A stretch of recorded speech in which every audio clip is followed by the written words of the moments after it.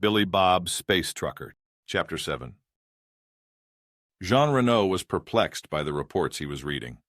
While the UHG didn't have nearly the same level of espionage funding as those crazy Americans, they had a very well-established diplomatic service.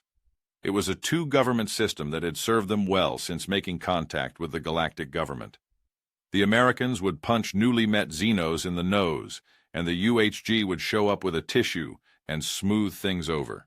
It especially helped when they said that the Americans wouldn't attack people who played nice with the UHG. It wasn't perfect, but it worked well enough. Even if the Xenos mostly used the freemium translators, which only came loaded with English and Russian. A side effect of the space race making Xenos think humans only had two languages. But today his job was becoming increasingly difficult.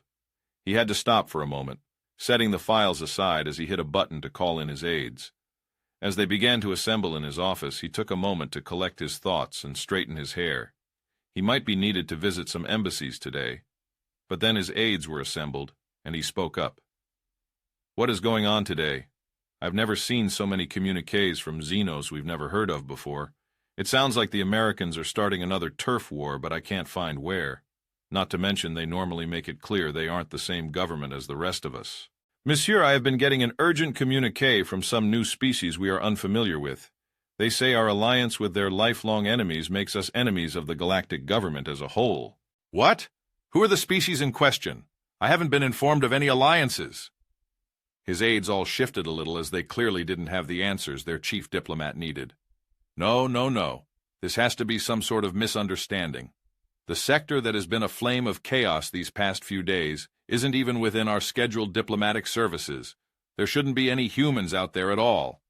What if the Americans are lying to us about their military movements? An aide ventured. To what end? If they detected a grave threat to humanity, they'd be attacking with everything they've got right now. And clearly they aren't aware they're in a war. If anyone would know, it's the Americans. Maybe it is just a lone human? Jean looked skeptical for a moment at his aides. You mean to tell me that a single lone human could cause so much trouble? From what I'm told, someone has hospitalized a Galactic Special Forces team, killed members of the Galactic Secret Service, and aligned us with a species that isn't on the Galactic Registry? How could one person possibly do all this? As he huffed, another aide came rushing in. Monsieur, the Americans sent us a file from their intelligence services. They think they know who's causing the trouble. Who? Who is it? Terrorists? Religious fanatics? Worse, they say this is the work of an American named Billy Bob, Space Trucker. Billy Bob and Emily were crying out as they got sucked down into the trapdoor. They were swept along a metal chute before being shot out into some sort of large arena with dirt floors and smooth walls. There were obvious doors around the arena as well, no doubt containing the opponents they'd face. Billy Bob quickly jumped up, making sure his weapons were all in place as he held his bat at the ready. Emily groaned out, brushing herself off with two hands while the other two pushed her slim body back up. Billy Bob was watching the doors as he glanced around the place, then back at Emily. Hey, that freaky fucking space clown, is he going to make me fight the prisoners? Emily shook her head as she tried to compose herself. No, a space clown wouldn't leave an ascendance ritual up to chance. They'd fill their arena with the most fearsome creatures they could find. Ascendance ritual? Are we dealing with some kind of fucked up space magic here? Magic? Never mind. I'm going to stop the ritual anyway, not like it matters. He was on edge as he could feel his adrenaline starting to pump through his body. The fights he'd been in the last few days had been quick, dirty little affairs, but this sounded like something that was going to really test his limits. Good thing Billy Bob had been in plenty of fights before. He kept his guns holstered for now. That space clown wouldn't start with his best. He'd wear Billy Bob down. Then he grimaced and clutched at his head as a horrid combination of that awful laughter and a bad PA system filled the arena with noise. You shall be the most excellent sacrifice. Weird-ass space clown god. Loves feasting upon new species. And such a feisty one you are. I hope you're not too hard on my pet's digestion. The PA echoes that awful laughter as it cut off and Billy Bob hunched down as a far gate opened up. But then he blinked and relaxed a bit in confusion. Headless Ewoks? The creatures in front of him looked indeed like headless Ewoks. They had large black eyes on their shoulders. Creepy, but harmless. The fuck? Does he think these will do to me? He glanced over at Emily, who had taken flight, which he had totally forgotten she could do. Those long wings and the gossamer threads between her arms moving quickly to keep her in the air. Billy Bob, those are vicious carnivores. They can take down huge pack animals in minutes. Get the fuck out of town. He looked back and then saw one of them open what he thought was the torso. It was filled with a black void filled with rows of sharp teeth. Jesus, tap-dancing Christ, space teddy piranhas. He gulped and then thought it over for a moment. Wait, but they're still tiny. The little teeth-filled critters seemed to sniff at the air and then started to froth at the mouth, which was rather horrifying as their mouths were where he felt their chests should be. Oh, really? That's not good, he said to himself as he gripped his bat tighter. Looking at the pack of critters, he counted about a dozen. One of them near the front seemed to be a brave sort and rushed towards Billy Bob. They were quick, but not as fast as he had feared. It seemed like growing up on a high-gravity planet really had advantages. When it leaped up at him, he could see a murderous red glow in those otherwise black eyes, but he wasn't having any of that. He swung his Louisville true, and with a resounding crunch, the creature went flying back, limp and lifeless. That's at least a double, he cried out with a laugh. But then the rest of the pack began to charge. Cursing, he began to back up, relying on the fact they were animals and not intelligent. They started to leap up at him, seeming to go for his neck and face with those grubby hands. He could only imagine the carnage if they latched on and started to chew, but he wasn't going to let that happen. As they jumped, he would swing, bashing them right back down. His adrenaline was really flowing after his fourth-line drive, and as another decided to try and latch onto his leg, he was quick enough to simply stomp down on it with his steel-toed boot. He had to shudder, though, as he felt it crunch and sort of pop beneath his foot. Oh, fuck, that was gross. He now had some purple stains on his boots as the second half of the pack backed up. Only 6 left as they began to try and fan out, likely wanting to rush him all at once. But again, Billy Bob wasn't a pack animal, he could think. So instead of letting them get into position, he ran forward, bringing the bat down on another of those creepy space teddy piranhas. Whack-a-mole! He cried out as he did it. By now, more than half their little pack was dead, and the rest seemed to have it. They were animals, after all. They began to turn and scurry back towards the door they'd come from, but Billy Bob wasn't entirely done. He chased after them, smashing another with his bat as the doors started to close.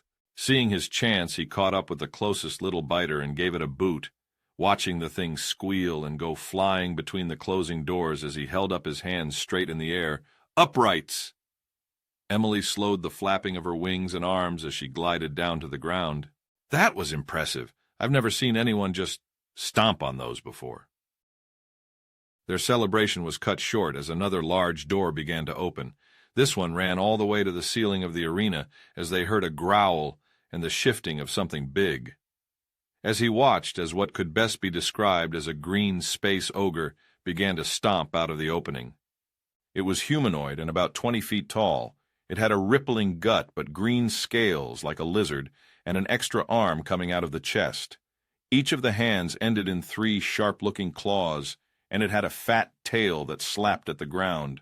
But Billy Bob was laughing as he pointed at the creature's face. Fucker looks like a pug, a derpy fucking pug. He laughed again while looking at those bulging eyes and deep underbite, a pink tongue hanging out over its lips. Ah, I'll call it a pogre, he said before it unleashed an angry scream. Yeah, should be easy. Billy Bob, that's from a super-heavy gravity planet like yours. He looked back at Emily, and then at the pogre, who stomped on the ground enough to make the place shake. Dropping his bat, Billy Bob pulled out both his bowie knives and began to run towards the pogre. It screeched out and swung at him with a massive arm, but he rolled under it, moving between the creature's legs. It seemed surprised and tried to step back to better attack Billy Bob once more, but he was bust-stabbing along the area he figured had to be the Achilles tendon, cutting and hacking as best he could. The creature cried out in pain as it leaked green blood, staggering to try and stomp on Billy Bob, who kept moving. Finally, he heard something like a massive pair of shorts splitting open, and then watched the muscle roll up into the creature's calf as it screamed in agony and toppled backwards. "Oh, God, why is fighting creature so awful? This is nothing like the movies. He winced, not having expected that reaction, despite the fact that he knew what would happen in theory. The creature fell to the ground, thrashing and crying in pain as he stood at its feet, unsure what to do now. In the stories, the knight would gloriously slay the dragon, but Billy Bob felt bad. I don't like fighting creatures. Soldiers are way easier to kill and rationalize in my head, he said as he looked back at Emily. But with his attention shifted, he missed the thrashing foot of the creature coming at him and promptly got kicked. He went flying, hitting the dirt and rolling as he groaned in pain himself. But after he slid to a stop, he paused and got to his feet. He was bruised, and breathing made him feel a twinge on his right side that hadn't been there, but he didn't think anything was broken as he collected the knives he'd dropped while flying through the air. Fuck, teaches me to stop paying attention. He looked at the creature still trashing and realized it was just in immense pain. Do I kill it or something? I feel bad now. Emily looked surprised. It was going to eat us, and it just kicked you. Yeah, but it's just a stupid animal. He winced as the PA came back on. Finish it. Freaky space clown god demands it. Fuck you! Come down here and do it so I can rip your head off and shit down your neck. Billy Bob screamed up at the ceiling. Fine. Then my final pet shall wipe you out and finish the job for you. The final door opened as a trio of creatures began to walk out. These were quadrupeds that looked something like a mix between a bull and a frog. But not a bullfrog. Billy Bob thought over the conundrum of naming for a moment as he looked them over. They had large, bulbous throats and semi-amphibious features, but horns and large, more bull-like facial features. Space. Frog bulls? Maybe. He'd work on it. They stood at the opening of the door, and then their throats began to enlarge. The trio then began to emit a sound that was incredibly loud, but nothing like the rock concerts Billy Bob had been to in his youth. It took Billy Bob a moment, but as he listened to the deep bass and strange warbling tones wash over him, he laughed. The fuck is this? Dubstep? I mean, it's got a beat, but I can't dance to it. He looked over at Emily to see what she thought, but she was writhing on the ground, whimpering and clutching her head with all four hands. Oh, shit. Finally, he pulled his M1911 free of the holster and shot the center. Dub. Skrill frog. He'd work on the name, but he shot the center creature in the throat. It looked surprised for half a second before exploding in a mist of blue and green guts as the other two ruptured and exploded as well. Billy Bob closed his eyes and turned away, but the gore and splatter didn't reach him. He heard the whine of machinery as the doors tried to close but were apparently broken from the close gas explosion. The empty chamber behind them had what he thought looked like another door and a security panel. Come on, Emily, let's get out of here, he said as he holstered his gun again and retrieved his bat. Then he began to give the ceiling the double bird as hard as he could. Billy Bob 3, Space Clown 0. Emily staggered to her feet, wincing as she limped towards the security panel. I'm coming for you, Space Clown! Chapter 8. Butch Crusher Cross was staring at his mirror as he sat sideways doing curls, watching his muscles bulge. The trick was he couldn't let himself get too beefy or too soft. He had to maintain the perfect level of being built in order to impress people, while still being reasonable enough to actually move his arms around like a normal human being. No one respected you if your muscles were so big you couldn't wipe your own ass. Plus, coming from the military, he knew how to get properly fit in such a way that your strength was still useful in a combat scenario. He took care to work out his mental muscles as well. Keeping up on scientific journals, as well as reading the latest philosophical pieces, was part of his training. There was a special place in his heart for his workout time, though. It was sacred to him. The time of the day he wasn't supposed to be bothered. That's, of course, when the door to his office opened up and one of his aides decided to bother him. Mr. President? Now, how many times I told you not to interrupt my workout? Sorry, Mr. President, but it's urgent. Butch sighed as he set his weights down. How urgent? Are we under attack? Do I need to go to the dodecahedron? No, sir, there's no meeting with the military just yet, but we've got an incoming transmission from our ambassador. Butch sighed out and shook his head. What did Joe do now? Piss in the Chancellor's soup? I swear to God himself that Yokel is the worst diplomat. How does he fuck up relations with the UHG, the only other human nation there is? No, sir, not Joe, our Xeno ambassador. Butch paused at that and looked confused. Last he remembered, America only had one ambassador, and that was to the other humans. Our what? Jerry, sir. You got pissed at him last Thanksgiving after that joke he made and made him our ambassador to Xenos.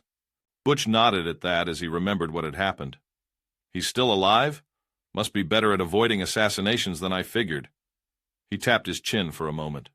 Anyway, Jerry's an asshole. Why are you interrupting my workout for some cry for help he's finally sending us? Sir, that's just it. He isn't asking for help. He's found a species that wants to form an alliance with us. Butch arched his brows now before they furrowed once more in confusion. You mean the UHG, right? They just got a hold of the wrong guy. No, they said they want to form an alliance with the American clan. It's a species we've never heard of.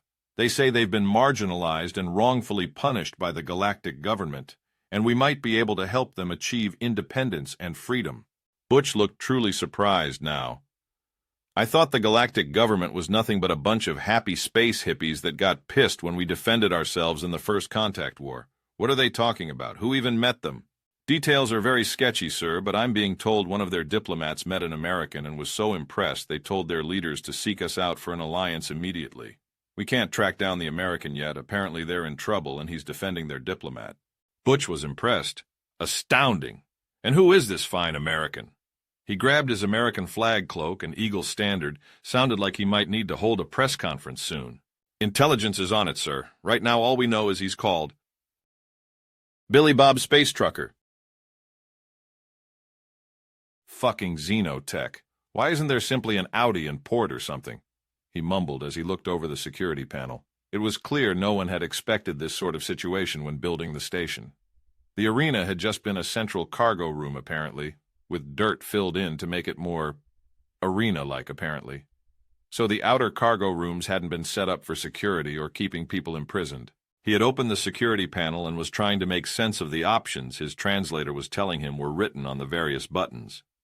Then he groaned out as that awful voice came back on the PA. What? How dare you survive? Freaky space clown god demands that you die and be sacrificed. How the fuck do I shut him up? Billy Bob angrily growled as he started to push buttons. But then he felt one of Emily's hands resting on him and looked back. Then he stood aside as she stepped up to the console. She was still shaken from whatever those Skrillex had done to her with their bad dubstep, but clearly motivated. First she pulled the panel off the wall, getting to the wires behind it. Billy Bob watched her pull several free, twisting some and sticking them back into other places and hitting a few of the buttons on the panel hanging by the wires she was rearranging. Billy Bob, what's your species' tolerable voltage level? He looked at her for a moment and shrugged. Fuck if I know. Well, I'm hoping it's pretty high. I need you to plug that green cable into the blue port. He grabbed the cable, which looked a bit more like teal to him, and looked at her. When she nodded, he jammed it into the blue port and then jerked a bit as his body tensed and he made a gurk sound. He let go after a moment and sniffed, then licked his lips.